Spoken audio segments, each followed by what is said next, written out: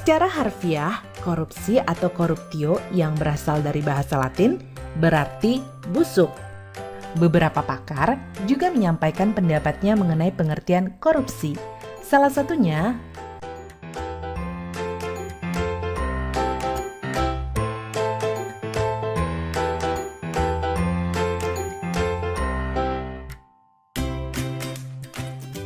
korupsi sudah sangat meresahkan. Maka banyak lembaga-lembaga anti korupsi didirikan. Salah satu dari lembaga ini juga mengemukakan pengertian korupsi, yaitu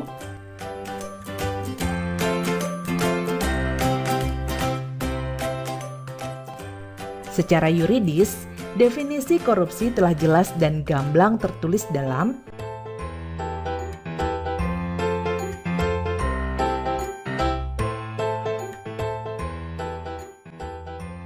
definisi tersebut kurang lebih memiliki inti arti, yaitu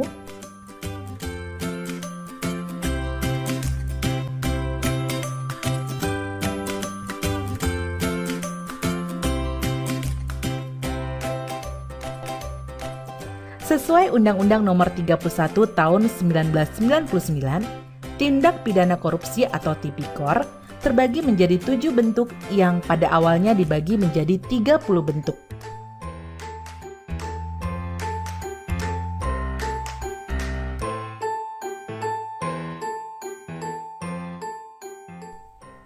Pertama, merugikan keuangan negara. Penyalahgunaan wewenang jabatan atau tindakan yang melanggar kepentingan umum termasuk tindak korupsi karena merugikan keuangan negara. Misalnya, mobil dinas yang disediakan untuk keperluan pekerjaan pejabat negara justru digunakan untuk kepentingan pribadi dan keluarganya. Selanjutnya, suap menyuap. Kasus suap bisa dikatakan populer atau paling sering terjadi.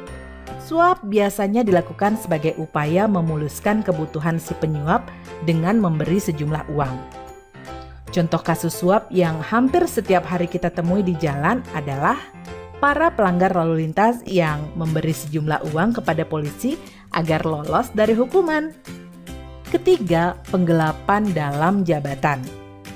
Pelaku tindak korupsi ini adalah mereka yang memiliki jabatan tertentu dan melakukan tindakan penggelapan uang atau dokumen berharga lain yang menguntungkan dirinya. Contoh kecil yang mungkin pernah terjadi di sekitar kita adalah menggunakan kwitansi kosong agar nominal uang di dalamnya dapat direkayasa oleh si pelaku. Keempat, pemerasan. Pemerasan merupakan perbuatan pihak yang menyalahgunakan kekuasaannya untuk memaksa orang lain melakukan sesuatu yang menguntungkan dirinya. Contohnya, pungutan liar atau pungli yang dikenakan oleh aparat kepada masyarakat sebagai tarif pengurusan dokumen tertentu. Padahal seharusnya pengurusan dokumen ini bebas biaya. Kelima, perbuatan curang. Segala bentuk kecurangan termasuk tindak korupsi. Sebagai contoh, pemborong proyek bangunan yang melibatkan kecurangan kontraktor, tukang, ataupun toko bahan bangunan.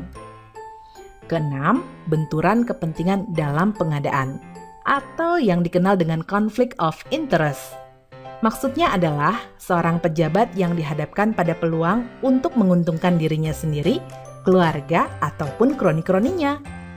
Misalnya, meskipun dilakukan tender dalam proyek, pegawai negeri ikut terlibat dalam proses dengan mengikut sertakan perusahaan miliknya. Terakhir adalah gratifikasi.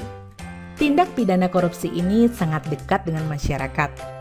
Bahkan banyak yang tidak sadar bahwa secara tidak langsung mereka melakukan gratifikasi. Gratifikasi merupakan pemberian hadiah dalam bentuk apapun kepada pejabat publik dengan harapan adanya timbal balik dari si penerima.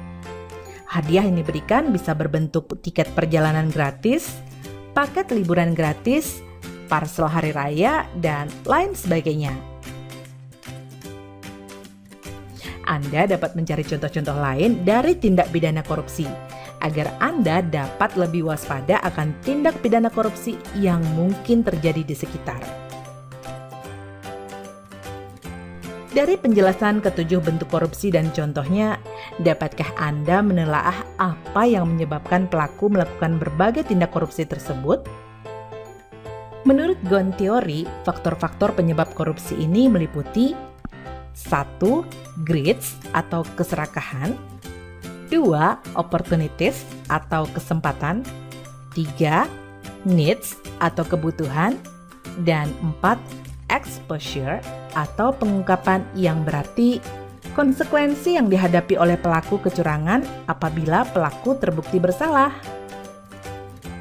Pendapat lain menyebutkan bahwa korupsi dapat terjadi karena terpaksa, memaksa, dan dipaksa.